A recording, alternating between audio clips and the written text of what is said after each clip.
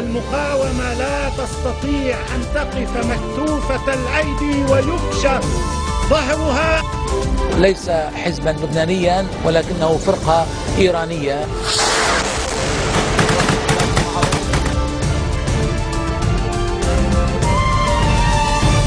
Good afternoon. It is Sunday, June 2nd. I'm Yuna Nofal, and these are today's headlines.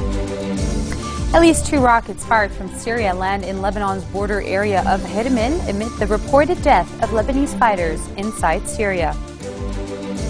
Prime Minister-designate Tamam Salam says with the recent decision to extend Parliament's term, there is no justifying a delay in cabinet formation. And a car bombing kills at least 9 security forces in Damascus, while international aid organizations step up calls for civilians trapped in Qusayr. At least 2 rockets fired from Syria landed in Lebanon's border area of Hirmil, security sources said, amid the reported death of Lebanese fighters inside Syria. The rockets landed in the northeastern area of Hirmil a day after 18 rockets and mortars rounds from Syria slammed into Baalbek, the largest cross-border salvo to hit a Hezbollah stronghold since Syrian rebels threatened to retaliate for the group's armed support of Syrian President Bashar al-Assad. Maronite Patriarch hopes that the Constitutional Council would take the appropriate decision against the extension of Parliament's term, which he said was carried out for unconvincing reasons. The legislature extended its tenure on Friday for 17 months after the rival parties failed to agree on a new vote law. The extension law was published in the official gazette on Saturday, but Sulaiman challenged the move. The council on Monday rejected the extension of Parliament's 4-year mandate without an agreement on a new law. It said the law must offer fair representation for all sides. The Parliament should fix the mistake it made through the approval of a new vote law, Arai stressed in his weekly sermon. He also accused the MPs of turning the confidence granted to them by the people into a private property. Israeli warplanes overflew Beirut, the eastern town of Baalbek that borders Syria, and southern Lebanon at low altitude, prompting a call for a complaint with the United Nations. President Michel Sulaiman tasked caretaker Foreign Minister Adnan Mansour with filing an urgent complaint with the UN over the overflights which covered all Lebanese regions, including the capital, Beirut. The surge in overflights since January comes amid repeated warnings by Israel that the Syrian regime might transfer chemical weapons to Hezbollah. 2 air raids in Syria by Israeli warplanes last month destroyed missiles apparently destined for Hezbollah. The attacks have sparked fears that the party could hit back. Sulaiman has previously condemned all Israeli violations, calling them a continuation of the Jewish state's policy of intimidation. With the recent decision to extend Parliament's term, there is no justifying a delay in forming the next cabinet, according to Prime Minister-designate Tamam Salam. Salam said following the decision to extend the legislature's mandate, the primary focus should go toward forming the new government. He added the previous phase required that priority be given to Parliament passing a consensus electoral law and then to reaching an agreement over the extension of Parliament's term. Now, this excuse is no longer present and the country cannot stay without a government. Salam also said that while Parliament had extended its term for 17 months, his government would barely rule for a year, as it would have to resign in line with the Constitution once a new president is elected in May of 2014.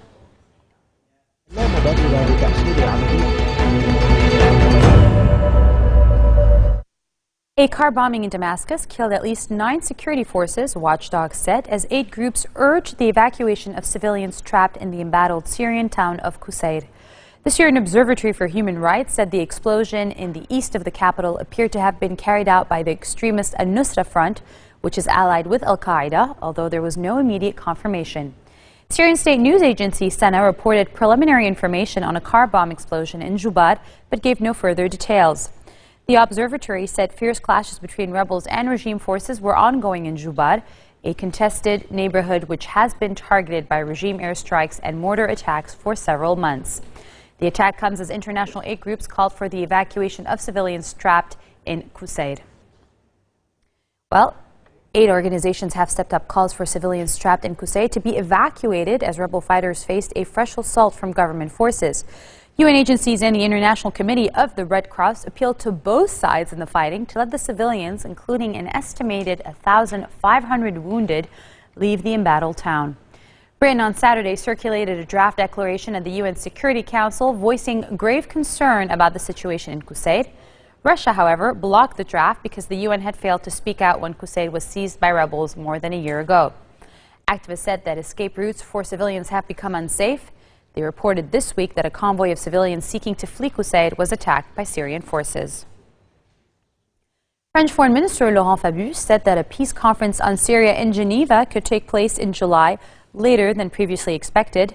Amid desperate diplomatic efforts to bring Syria's regime and opposition to the table for talks, Fabius said it was unlikely the conference would take place this month as hoped. He said time was too short for the conference to be held in June as originally planned.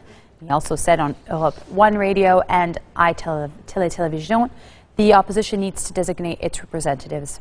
Russia and the United States have been pushing hard for the regime and opposition to come together for the talks, dubbed Geneva II, because they aim to build on a peace initiative held in the Swiss city in June last year.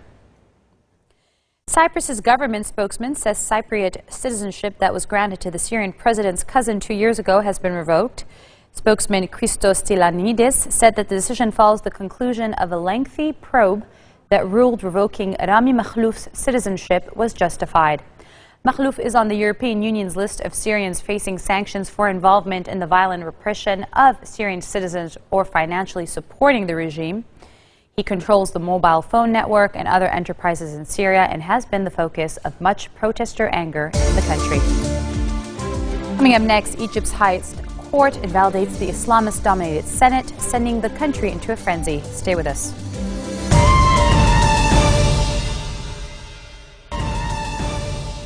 Welcome back. Israeli Prime Minister Benjamin Netanyahu condemned acts of racism against the country's Arab population after an outcry over an amusement park which segregated Jewish and Arab children.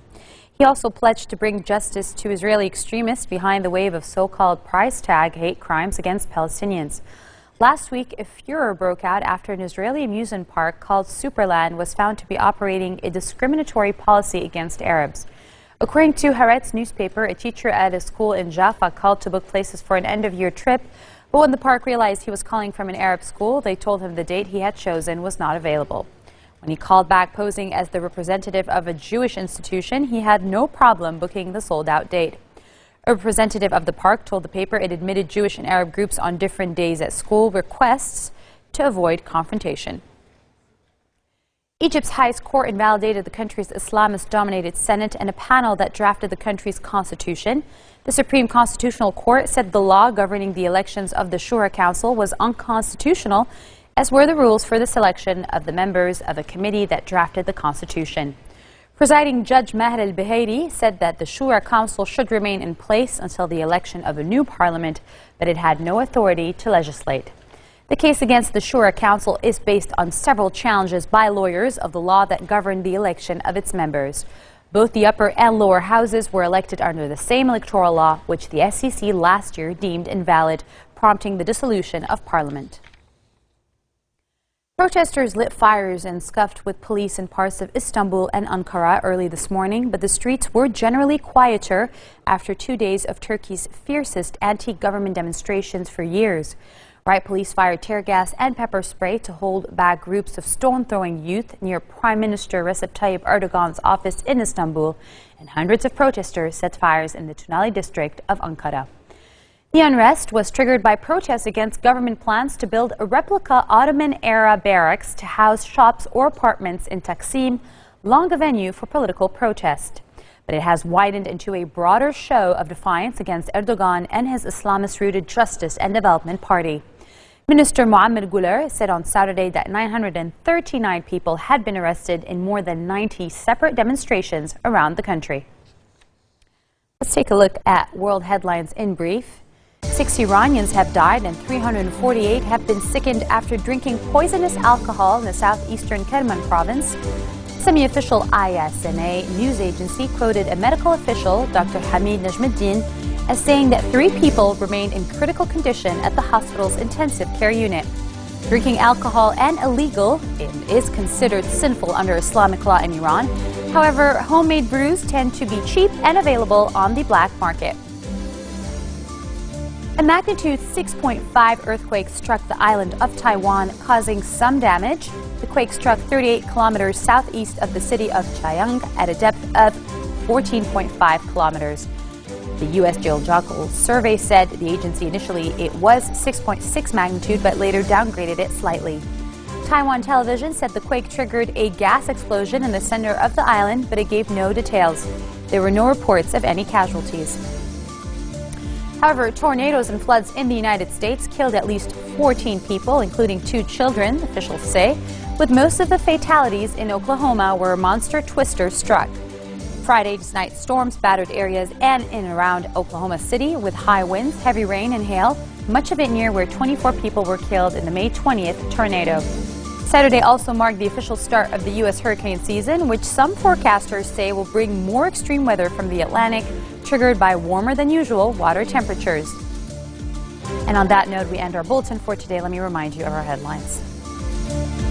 At least 2 rockets fired from Syria land in Lebanon's border area of Hermel amid the reported death of Lebanese fighters in Syria. Prime Minister-designate Tamam Salam says with the recent decision to extend Parliament's term, there is no justifying a delay in the formation of the cabinet. And a car bombing killed at least 9 security forces in Damascus, while international aid organizations step up calls for civilians trapped in the flashpoint city of Qusayr. Those are your Sunday headlines live on Future Television in Beirut. I'm Yumna Naufal, and I'll be back tomorrow for all the latest in Lebanon and around the world. Take care. المقاومة لا تستطيع أن تقف مكتوفة الأيدي ويكشف ظهرها. ليس حزبا لبنانيا ولكنه فرقة إيرانية.